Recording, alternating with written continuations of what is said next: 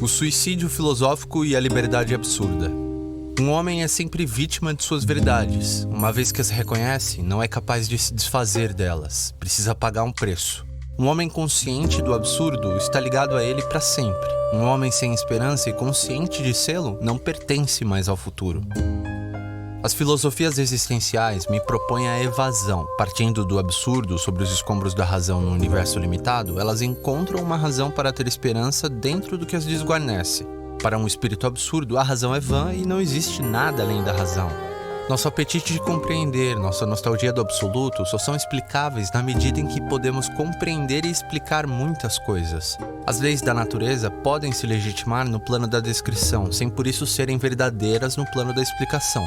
O homem absurdo admite o irracional. Está pouco disposto a dar um salto na lógica antes de saber. Ele só sabe que nessa consciência atenta já não há lugar para esperança. Eu quero saber se posso viver com o que sei, e só com isso. A inteligência deve sacrificar o seu orgulho e a razão se inclinar.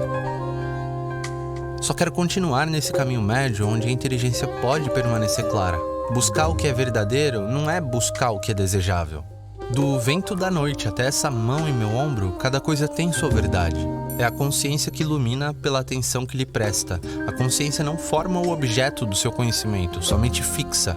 Ela é o ato de atenção e, para retomar uma imagem, se assemelha a um aparelho de projeção que de repente congela uma imagem.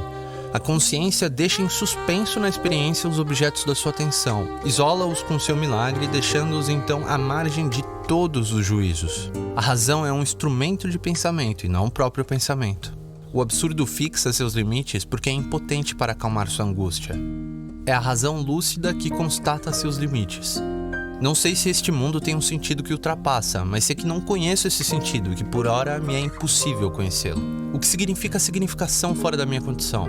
Eu só posso compreender em termos humanos. Se eu fosse uma árvore entre as árvores, gato entre os animais, a vida teria um sentido, ou antes, o problema não teria sentido porque eu faria parte deste mundo. Eu seria esse mundo ao qual me oponho agora com toda a minha consciência. Devo afirmar, mesmo contra mim, aquilo que me aparece como evidente.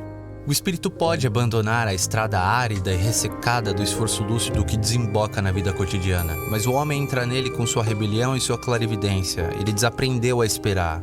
Esse inferno do presente finalmente é seu reino. Todos os problemas recuperam sua lâmina. Os conflitos voltam a encontrar seu abrigo miserável no coração do homem. Nenhum deles está resolvido, mas todos se transfiguraram. Em certo ponto do seu caminho, o homem absurdo é solicitado. Na história não faltam religiões nem profetas. Pedem-lhe para saltar. Tudo o que ele pode responder é que não entende bem, que isso não é coisa evidente. Só quer fazer aquilo que entende bem. Afirmam que aquilo é pecado de orgulho, mas ele não entende a noção de pecado. Talvez o inferno esteja ao final, mas ele não tem imaginação para vislumbrar esse estranho futuro. Talvez perca a vida imortal, mas isso lhe parece fútil. Ele se sente inocente. Na verdade, só sente isso. Sua inocência é irreparável. Tratava-se de saber se a vida devia ter um sentido para ser vivida. Agora parece que será tanto melhor vivida quanto menos sentido tiver. Viver uma experiência, um destino, é aceitá-lo plenamente. Mas não se viverá esse destino sem fazer de tudo para manter diante de si o absurdo iluminado pela consciência. Viver é fazer que o absurdo viva. Fazê-lo viver é contemplá-lo. Por isso, uma das poucas posturas filosóficas coerentes é a revolta, o confronto perpétuo do homem com sua própria escuridão. O perigo proporciona ao homem uma oportunidade insubstituível de captar a revolta. Ela é a presença constante do homem diante de si mesmo. Essa revolta é a certeza de um destino esmagador. Se vê como uma experiência absurda, se afasta do suicídio. Pode-se pensar que o suicídio se segue à revolta, mas é um engano, ele não representa desenlace lógico. O suicídio é a aceitação em seu limite máximo. Tudo se consumou. O homem retorna à sua história essencial, divisa seu futuro, seu único e terrível futuro, e se precipita nele. O suicídio resolve o absurdo. Ele o arrasta para a morte. Para manter-se, o absurdo não pode ser resolvido. Recusa o suicídio na medida em que é ao mesmo tempo consciência e recusa da morte. É na extremidade do último pensamento do condenado à morte aquele cadarço de sapato que, apesar de tudo, percebe a poucos metros bem na beirada de sua queda vertiginosa. O contrário do suicida é precisamente o condenado à morte. Essa revolta dá valor à vida. Estendido ao longo de toda uma experiência, restaura sua grandeza. Para um homem clarividente, não há espetáculo mais belo que o da inteligência às voltas com uma realidade que o supera. O espetáculo do orgulho humano é inigualável. Nenhum descrédito o afetará. Empobrecer essa realidade, cuja inumanidade constitui a grandeza do homem, supõe empobrecê-lo também. Compreendo, então, porque as doutrinas que me explicam tudo, ao mesmo tempo me enfraquecem. Elas me livram do peso da minha própria vida, e no entanto preciso carregá-la sozinho. Não posso conceber que uma metafísica cética se alie à moral da renúncia. Trata-se de morrer irreconciliado, não de bom grado. O homem absurdo não pode fazer outra coisa senão esgotar tudo e se esgotar. Não me interessa saber se o homem é livre, só posso experimentar a minha própria liberdade. O problema da liberdade em si não tem sentido, porque está ligado de uma outra maneira ao problema de Deus. Saber se o homem é livre exige saber se ele pode ter um amo. A própria noção que possibilita o problema da liberdade lhe retira ao mesmo tempo todo o seu sentido.